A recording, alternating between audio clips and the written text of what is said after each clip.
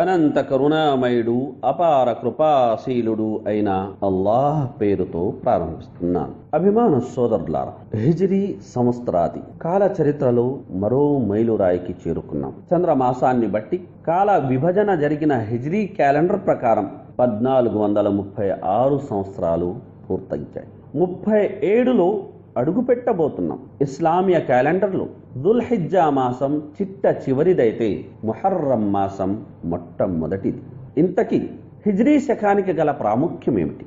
హిజ్రత్ అంటే అసలు అర్థమేమిటి అన్న ప్రశ్నలు ఈ సందర్భంగా ఉదయించక మానవు. నిఘంటు ప్రకారం హిజ్రత్ అంటే వలస, బదిలీ, ప్రస్థానం, తరలింపు అనే అర్థాలొస్తాయి. ప్రతి మనిషి కొన్ని ఉద్దేశాల కోసం, కొన్ని లక్ష్యాల సిద్ధి కోసం ఒక చోటి నుండి మరో చోటికి, ఒక దేశం నుండి మరో దేశానికి వలసపోతాడు. కోరిన దానిని సాధిస్తూ ఉంటాడు. కానీ ఇస్లామియ పరిభాషలో హిజ్రత్ అనేది అసాధారణ విషయం. అది మానవతలో ఓ మార్పుకు, ఓ పరివర్తనకు, ఓ విప్లవానికి, ఓ మేలి మలుపుకు, ఓ ఉన్నతాశయ సిద్ధికి ఉద్దేశించినది. చెడు నుంచి మంచి వైపునకు, చెడు భావాల నుంచి సభ్యమైన భావాల వైపునకు, చెడు వాతావరణం నుంచి శుభప్రదమైన వాతావరణం వైపునకు, చెడు సహచర్యం నుంచి సద్వర్తనుల సహచర్యం వైపునకు, చెడు వ్యవస్థ నుంచి సత్య ప్రధానమైన వ్యవస్థ వైపునకు, రోగగ్రస్తమైన సమాజం నుంచి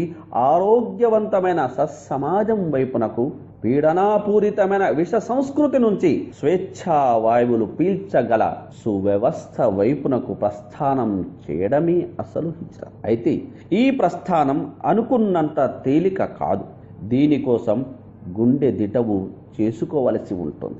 ఇల్లు వాకిలిని, ఊరి వారిని, ఆప్తులను, అనుబంధాలను, ఆత్మీయులను, ఆస్తి పాస్తులను, ప్రాపంచిక ప్రయోజనాలను వదులుకోవలసి ఉంటుంది. వలసపోయిన కొంగత్త ప్రదేశంలో ముహాజిరుగా నిలదొక్కుకోవడానికి అష్టకష్టాలు పడవలసి వస్తుంది. గుండెలకయ్యే గాయాలకు నిబ్బరంగా ఓర్చుకోవలసి వస్తుంది. కానీ ఒక విశ్వాసి దృష్టి సర్వదా దీర్ఘకాలిక ప్రయోజనాలపై నిలిచి ఉంటుంది. రానున్న మరో ప్రపంచంలో తీపి ఫలాలను ఆరగించేందుకు అతను ఈ తాత్కాలిక జగత్తులోని చేదు గుళికలను సంతోషంగా దిగమింగుతాడు. బాధలను మనస్ఫూర్తిగా భరిస్తాడు. 14 శతాబ్దుల క్రితం అంతిమ దైవ ప్రవక్త ముహమ్మద్ సల్లల్లాహు అలైహి వసల్లం వారికి, ఆయన ప్రియ సహచరులకు సరిగ్గా ఇదే పరిస్థితి ఎదురయ్యింది. హిరా కొండపై ఉద్భవించి సఫా కొండపై ప్రతిధ్వనించిన ఇస్లాం అనే అనురాగ రావాన్ని నిర్దాక్షిణ్యంగా అణిచివేయడానికి దుష్ట శక్తులన్నీ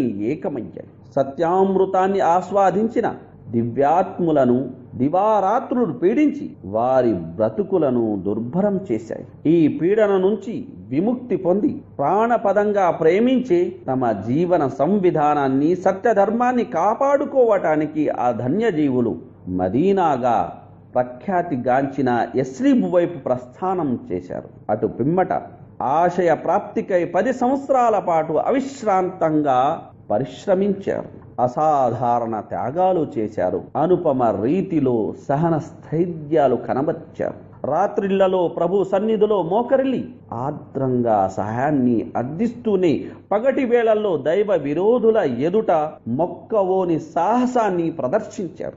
10 ఏండ్లలోనే సువర్ణక్షరాలతో లిఖించదగ్గ చరిత్రను సృష్టించారు. వస్తఈను బిస్సబ్రి వస్సలాహ్ ఇన్నల్లాహ మఅస్సాబిరీన్ అన్న దివ్య వచనానికి అక్షరాల సార్థకతను చేకూర్చారు. కారుణ్య ప్రభు ఆ మహనీయులతో ప్రసన్నుడవుగా. అభిమాన సోదరులారా, హిజ్రీ సంవత్సరాది శుభ సందర్భంగా మనం హిజ్రత్లోని పరమార్థాన్ని మననం చేసుకోవాలి. అలనాడు ప్రవక్త సల్లల్లాహు అలైహి వసల్లం వారి ప్రియ సహచరులు చేసిన ప్రస్థానంలోను, నేడు మనం చేస్తున్న ప్రస్థానంలోనూ ఉన్న వ్యత్యాసాన్ని తరచి చూడాలి. ఎందుకంటే ఆంతర్యంలోని ఉద్దేశాలకు అనుగుణంగానే ఫలితాలు లభిస్తాయి.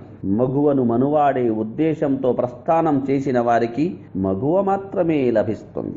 ధనమూలమిదం జగత్ అంటూ హిజ్రత్ చేసిన వారికి ధనధాన్యాలే ప్రాప్తమవుతాయి. పదవుల కోసం ప్రస్థానం చేసిన వారికి పదవులే వరిస్తాయి.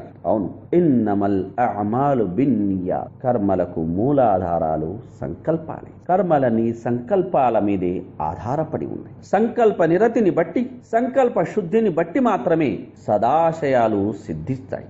ఒకవేళ ధార్మిక లక్ష్యాల ప్రాప్తితో పాటు ప్రాపంచిక ప్రయోజనాలు కూడా లభిస్తే దాన్ని అల్లాహ్ తరపున అడ్వాన్స్ టోకన్ గా భావించి గ్రహించాలి. అంతేగాని ప్రాపంచిక ప్రయోజనాలే ప్రధానం కాకూడదు. ఇవి పాక్షికమైనవి, సాపేక్షికమైనవి, సాంద్రమైనవి, అరిగిపోయేవి, నీటిలోని ఉప్పులా కరిగిపోయేవి, కడదాకా కనువిందు చేసేవి, కంటికి చలువనిచ్చేవి, కలకాలం నిలిచేవి, కళకళలాడేవి ధార్మిక ప్రయోజనాలే సుమా. మరో మంచి మాటతో మళ్ళీ కలుద్దాం.